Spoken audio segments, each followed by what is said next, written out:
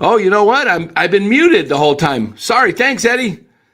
Hey guys, I was just saying what an unbelievable performance by the US today. LeBron James, Kevin Durant make a incredible performance. Eric Booker for the Phoenix Suns, Steph Curry at the end of the ball game drops a three, and every point matters in US Olympic basketball because in the Olympics, point spreads could come down to tiebreakers whether you advance to the knockout rounds. So this was pretty awesome performance today by the U.S. Let's take a look at the box score here today with the U.S. winning by a final score of 110 to 84. We're going to pull up the box scores here shortly, and there it is. Okay, you see led the way LeBron James, 21 points, and Kevin Durant knocked in 23. See if I can blow that up a little bit. I can't quite see it myself. And maybe we can blow that up just a bit there. Leaning. Okay. So we'll but the USA look good today. They do have to work on some turnovers, but this team has only been playing for a short period where the competition they're facing, the competition has been playing together for months, if not years in some cases. So this conglomerate of stars put together by the U.S. Olympic Basketball Committee, Steve Kerr, the coaching staff's even star-studded. The coaching staff is Steve Kerr, Ty Lue, and Eric Spoelstra, and Mark Few of Gonzaga. Four tremendous coaches. You can't ask for more. So, yes, and Shell, you got it. KD 21 points in 9 minutes. First half, he was unconscious. Goes 8 for 8. An incredible performance by Kevin Durant, who is going for his fourth gold medal, which would be a record. And LeBron going for his third, I believe, if I'm not mistaken, second or third, and Steph Curry going for his first. So this is going to be exciting. Serbia's tough team. I mean, they play tough defense, and they're led by Nikola Jokic, and the U.S. was able to pull away. The start of the game was kind of like, oh my gosh, Serbia's getting hot. They're putting. They had a 10-2. They started the game off with a 10-2 lead, but then the U.S. had a 9-0 run. Then Serbia had a 7-0 run, and then U.S. went back. And I think the third quarter, the end of the second quarter, where U.S. went up, I think by I want to say 11 or 13 at half, and then the third quarter, the end of the third quarter, they put on a run and went into the fourth quarter leading by 19. So it's kind of interesting. 4 10-minute quarters. It reminds me of kind of high school ball. We used to play 8-minute quarters, I believe, in high school, but 10-minute quarters. NBA games is 48 minutes, 4 12-minute quarters. College basketball, 2 20-minute halves. And Olympic basketball, 4 10-minute quarters. I think that's how the women do it in college, right? 4 10-minute quarters. So international ball is really booming. So good to see you too, Red. As always, hey, Matthew, good to see you guys out in the chat. Hey, we've got a special day lined up today, guys. I know the Giants come on here in less than an hour. Opening pitch 105 this afternoon. Giants go for the sweep against the Colorado Rockies. But at 2:30, we're going to have Ned Coletti on, and we're going to talk some trade deadline show. So make sure you join us at 2:30. Maybe you can have your Giants game on your phone or on the TV set, and you're watching Ned Coletti on with me. You can have the Giants game in the background, can update us with scores. But this is the only time Ned has today. He's got a busy schedule. So we're going to take full advantage of that and get Ned on here today at 2:30. I got a lot of interesting things to talk to Ned about regarding trades and get his experience. But that's at 2:30 today. And then we'll come on at 4:00 with the Giants post game. So getting back to this incredible basketball performance by the U.S., we looked at LeBron James. LeBron James, 40 years old or pushing 40. I don't know. Is he 40 yet? He's right there at 40. The kid to me, I'm 62, almost 63. But LeBron James looks like refreshed. I mean, the guy he gets up for big games. He gets up for the limelight.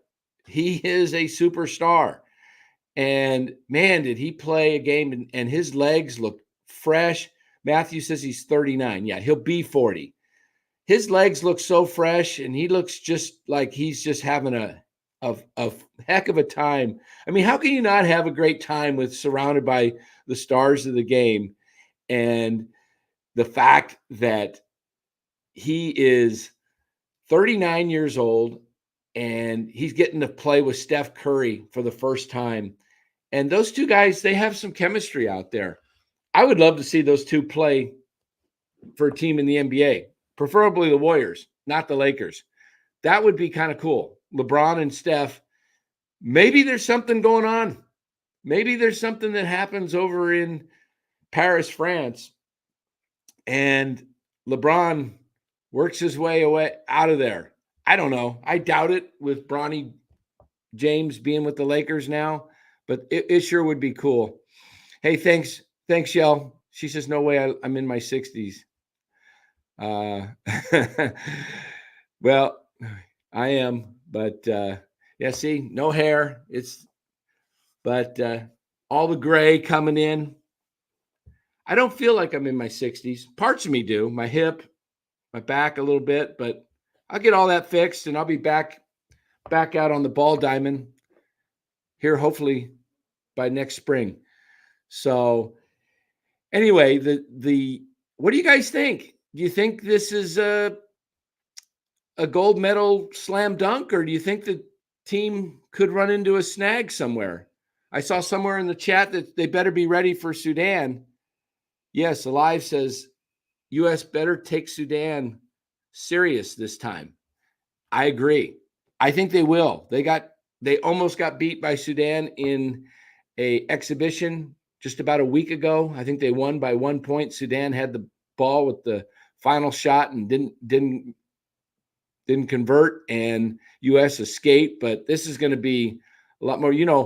This is a tough bracket that they're in, but Sudan's and Serbia, nothing to, shake a stick at. These guys can play. So this is going to be fun. This is really going to be fun. Yes, other countries have gotten the U.S. figured out. They have the rest of the world is caught up. There is 68 NBA players besides the 12 that are on the U.S. team. There's 56 other NBA players playing on these 12 teams. So if you take the other 11 teams and 56, that's an average of like 5 NBA players per team. So you got to be prepared. You can't take any night off. I don't know if Japan has any. I don't think Japan that I know of. I haven't seen Japan's roster unless there's some NBA player that's maybe has some Japanese descent and is chosen to play for Japan. Does anybody know if Japan has an NBA player? Because if that's the case, if they don't have a player, then that means the other 10 teams have 56 players, NBA players between them. So, yeah, I think Japan's probably the least competitive team in this tournament. And you know what I want to do is I might want to just pull up here and see what the actual brackets look like. There's 3 brackets, I believe, in this NBA or Olympics. Let me just pull up here and see if I can find anything on it, but I don't see it. Okay. Well, all right. Let me just pull up. What I'm going to do is pull this back up again real quick here. Pull up the box score. All right. You guys should be seeing that there. There we go. Let me take that down so you could see it. All right. So we've got, for the U.S., LeBron James, 21 points, 7 rebounds, 9 assists, almost a triple-double in 27 minutes. That's phenomenal. Booker, 12 points. Holiday, 15 points, 3 for 5 from three-point range. Steph put in 11 points. He had 3 three-pointers plus the little floater in the lane earlier. But LeBron James, 9 assists. And then look at KD, 23 points, 5 for 5 from 3, 2 for 2 from the foul line. You know what's interesting is 2 of the best players on this team in the NBA didn't get any minutes today. Jason Tatum and Tyrese Halliburton did not even play today. So pretty phenomenal. Oh, we got a late breaking announcement here. Mark Graves just says the San Francisco Giants just moved Hicks to the bullpen just now. So I don't know what that means as far as let me take a quick look and see who's start. Oh, they're going to go with an opener, Eric Miller. Okay. So they're going with a bullpen game today. All right, we will cover that in detail this afternoon.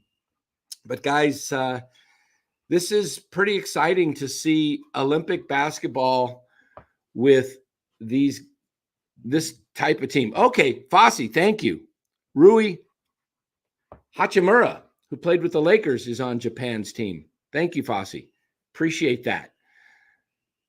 Yes, and KD, Steve-O says, finally playing. He was out with that calf injury. I was actually concerned about that calf injury being hopefully not any kind of like an Achilles, like when KD in 2019, remember, he went down with a calf injury and then came back late in the playoffs, and it turned out then went the Achilles. Okay, Schroeder is with Germany. Yeah, another NBA player. Played with the Lakers as well, been with the Hawks. This is internet basketball. You remember years ago, no one could compete. The only team that used to be able to compete with the U.S. in basketball back in the 70s, 80s was Russia. Russia's not even part of the 12-team field. I don't know if they got knocked out in the, trials. I believe they must have, or if they even fielded a team this year with what's going on in Russia. I don't know. It's kind of interesting. I haven't really been paying too much attention to the international teams, and just really things kind of just popped up quickly with the Olympics here. Everything we've been focusing on. But Eric L says, is there a trade coming with Hicks going to the bullpen? Maybe Duvall getting traded today. I don't know. That's something to think about. Olympics. Russia's still under house arrest with the Olympics still. Okay. All right. Oh, Steve-O. Oh, man. That's pretty fun. Okay. All right. Let's see. Eddie says, knowing Steve Kerr lately might screw up somehow with chowing. I think he meant choosing who plays.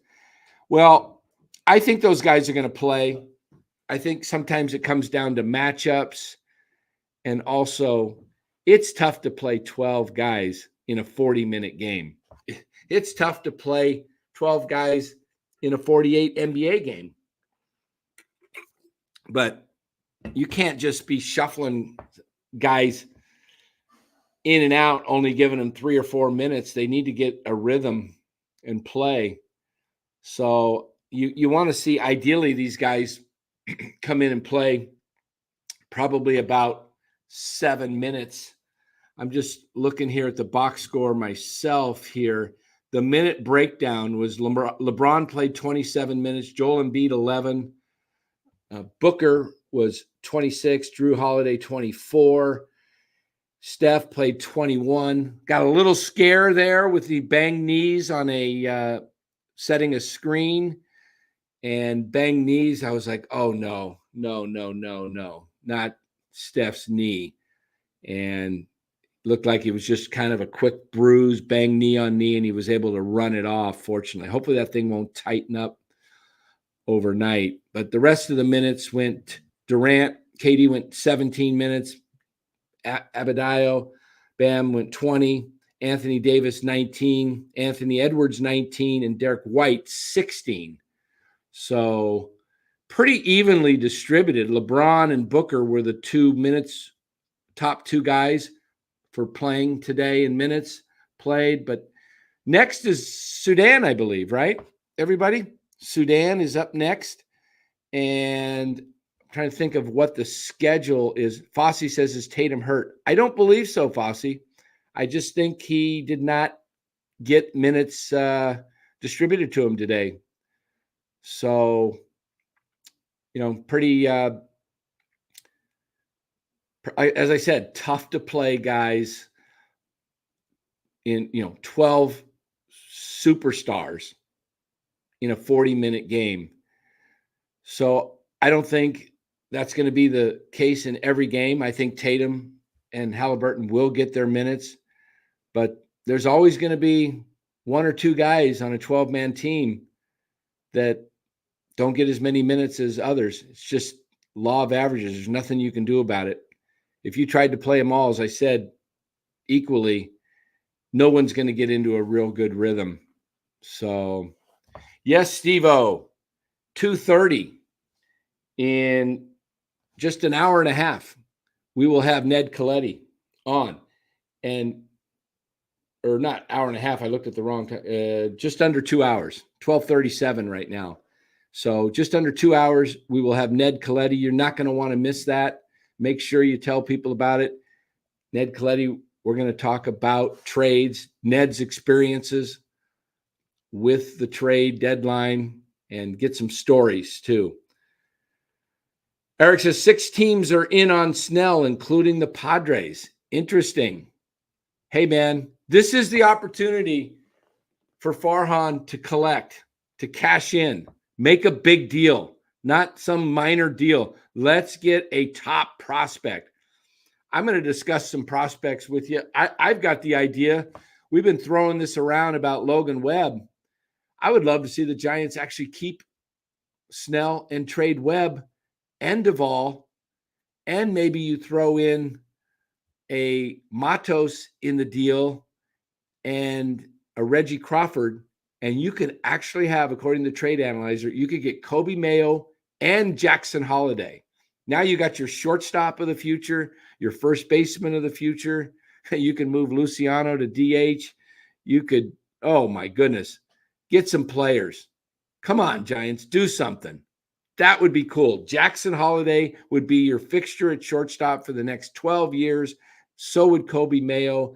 You could change the fortunes of the San Francisco Giants like that, just like that. And that's what you have to use. You have to use some common sense and some wisdom when building a club. So, but getting back to this, how do you guys like that background? Huh? The USA flag, isn't that pretty cool in the background? I love the Olympics.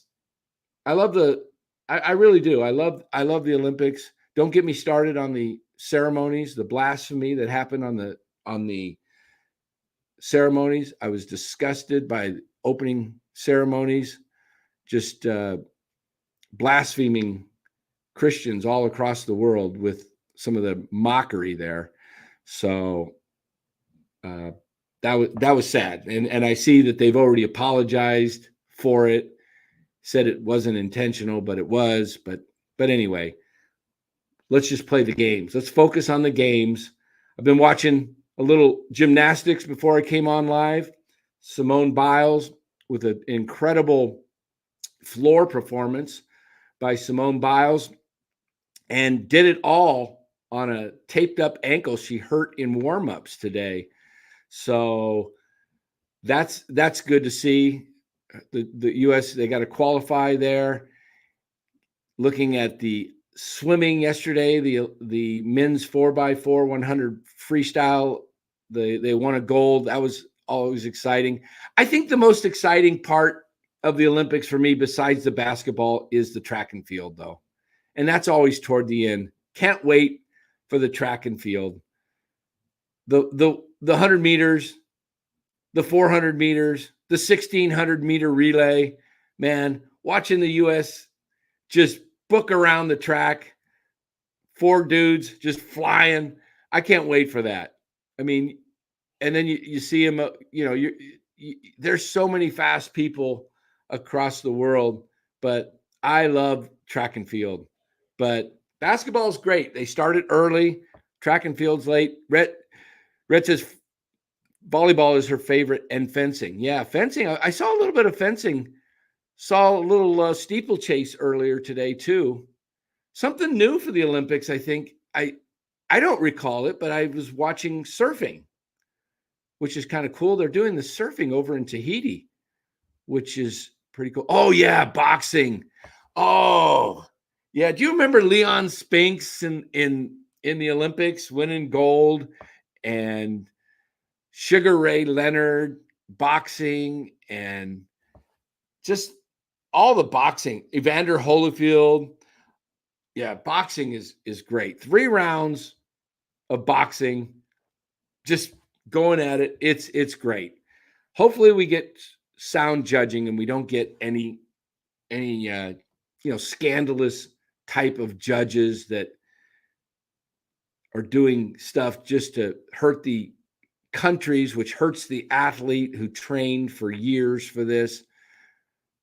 I want to see fair judging, fair officiating all across the Olympics, and hopefully nobody has everybody comes out of it healthy, but it's going to be exciting. I think the men's basketball could come down to the US and Canada. Canada's got a good team. Canada's loaded with some NBA players, and they don't even have Andrew Wiggins on Canada's team. Wiggs I think the Warriors wanted him to not play, is what happened, but it should be fun. But guys, we're going to cut this here. We just wanted to come on, do a quick show. We'll do some more Olympics coverage. When we get into more of the basketball games, we'll try and come on here after each U.S. basketball game. We'll also do some track and field when that starts happening.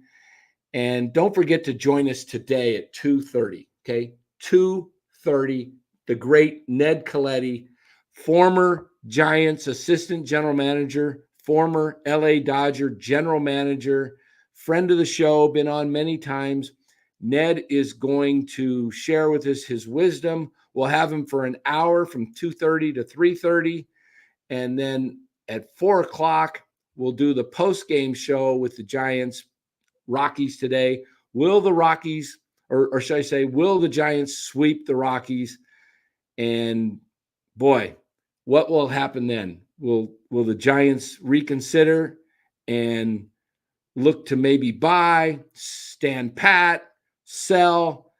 I think you got to sell. You can't judge this 4 games against the worst team in the National League, one of the worst teams in baseball. Giants play well at home. Just sell for the future. Look, you can get a ton if you do the right things. You can add 3-4 quality players and turn around this franchise going forward. So guys, we'll head to the Giants game. First pitch in 20 minutes. Come back here at 2:30 this afternoon. Put your phone on silent.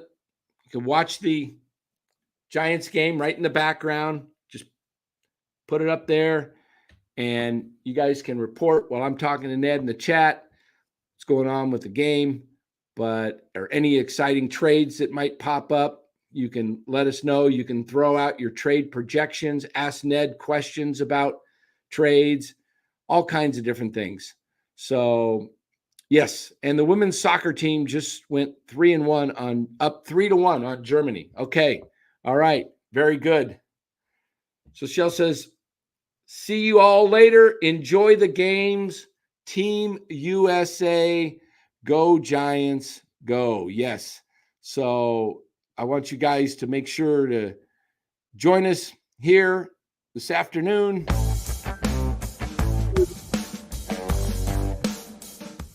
Forward. We'll